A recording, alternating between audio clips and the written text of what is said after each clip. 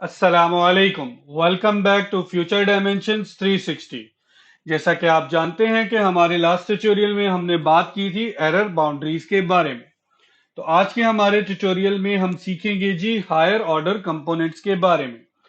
क्या होते हैं हायर ऑर्डर कंपोनेंट्स और इनको यूज करने की जरूरत क्यों पेश आती है, इसको हम इन डिटेल सीखेंगे आज की इस ट्यूटोरियल में और अपने आने वाले 2 ट्यूटोरियल्स में।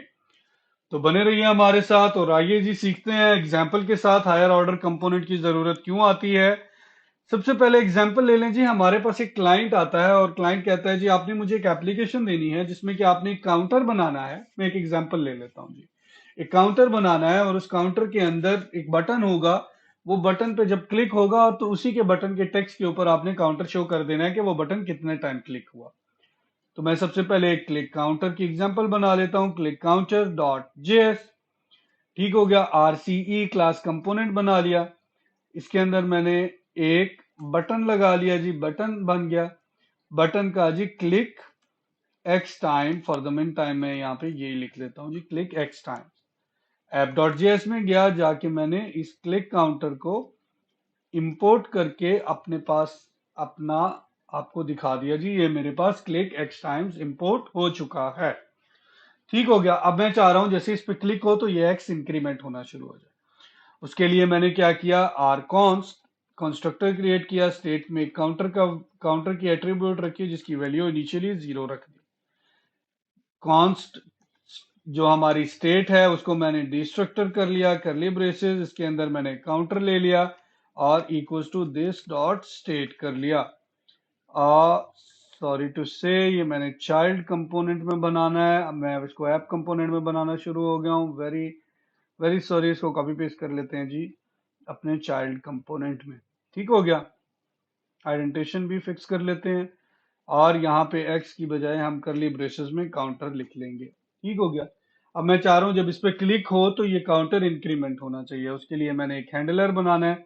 ऑन क्लिक के इवेंट पे यहाँ पे जाते हैं जी। ऑन क्लिक पे हम क्या करते हैं जी, कॉल करवा देते हैं किसको, दिस डॉट इंक्रीमेंट काउंटर को।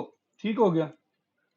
यहाँ पे हम एरो फंक्शन की मदद से इंक्रीमेंट काउंटर एक बना लेंगे जी, जो कि हमारा एरो फंक्शन जनरेट करेगा। इंक्रीमेंट काउंटर क्या करेगा जी, स्टेट में इंक्रीमेंट करेगा आपके काउंटर में। दिस डॉट सेट स्टेट, इसके अंदर हम एक कॉल बैक पास कर देंगे। कॉल बैक पहला पैरामीटर प्रीवियस स्टेट लेगी जी।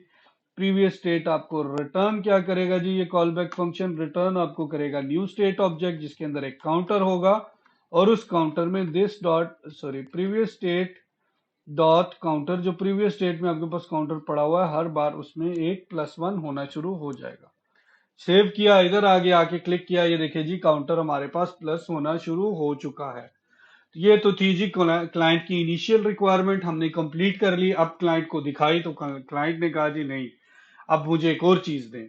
वो क्या, क्लाइंट कहता है जी यहाँ पे एक H1 का टैग लिखें, लगाएं, उसके अंदर भी सेम ही टेक्स्ट लिखें, बट उसके अंदर काउंटर को आपने दोबारा से इंप्लीमेंट करना है। बट उसमें काउंटर कब इंप्लीमेंट करना है, जैसे ही आप टेक्स्ट को होवर करें तो आपने काउंटर को इंप्लीमेंट करना है। तो उसके लिए मुझे क्या करना पड़ेगा, उसके लिए मुझे एक और यहाँ पे बनाना पड़ेगा कंपोनेंट। मैं कहता हूँ जी एक और कंपोनेंट बन गया होवर काउंटर डॉट जेएस के नाम से। ठीक हो गया। आरसीई क्लास कंपोनेंट बन गया। इसके अंदर मैंने H1 लिख दिया और इसके अंदर मैंने कहा hover HOVR hover x times लिख दिया जी। ठीक हो गया।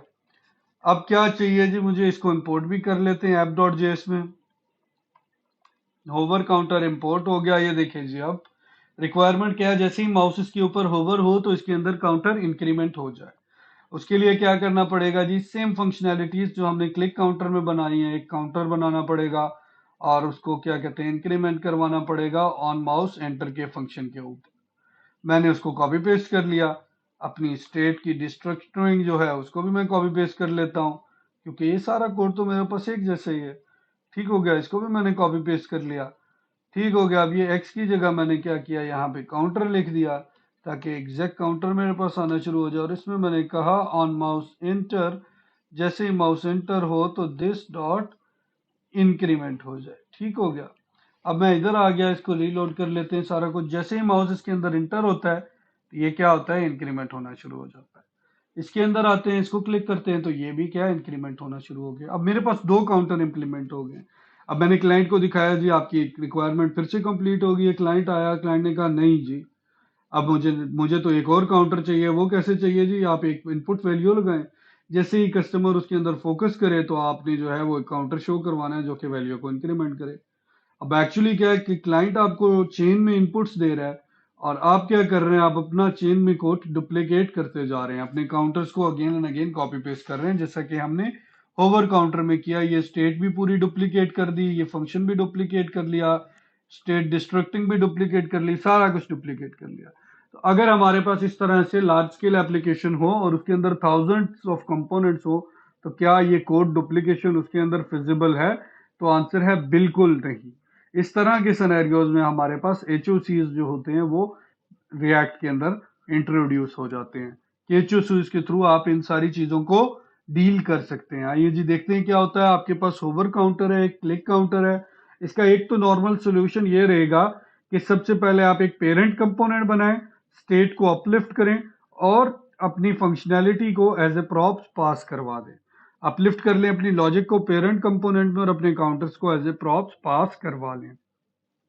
बड़ा इजी सा ये सोल्यूशन रहेगा, बट ये सोल्यूशन तब तक आपका वर्क करेगा जब तक आपके जितने भी काउंटर्स आने वाले हैं वो सारे के सारे एक सेम लेवल पे हों, उन सब का पेरेंट एक ही बन सके, तब तक तो ये वर्क करेगा। अगर आपके पास एक और सिनेरियो आ जाता है जिसमें होवर काउंटर है, क्लिक काउंटर है, बट ये दोनों सेम लेवल पे एग्जिस्ट नहीं करते, क्लिक काउंटर के ऊपर एक क्लिक काउंटर का जो पेरेंट कंपोनेंट है कोई रैंडम कंपोनेंट बी है, उसका जो पेरेंट कंपोनेंट है वो कोई रैंडम कंपोनेंट ए है, और फिर जो मेन पेरेंट कंपोनेंट है ए और होवर काउंटर का वो पेरेंट कंपोनेंट सेम है। तो इस तरह की चीज में आप फंक्शनैलिटी को अगर अपलिफ्ट करें भी स्टेट को, तो उस स्टेट को आप कितने कंपोनेंट से पास करेंगे, कितनी प्रॉप से पास होगी, कितनी मेमोरी कंज्यूम करेगी, तो वो भी कोई बेहतर सोल्यूशन नहीं होता।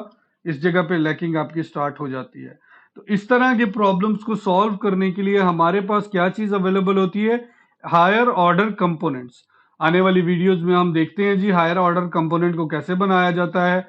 इस ट्यूटोरियल के लिए इतना ही। बने रहिए हमारे साथ, हमारे चैनल को लाइक करना और सब्सक्राइब करना ना भूलिएगा जी। अल्लाह हाफ़िज़।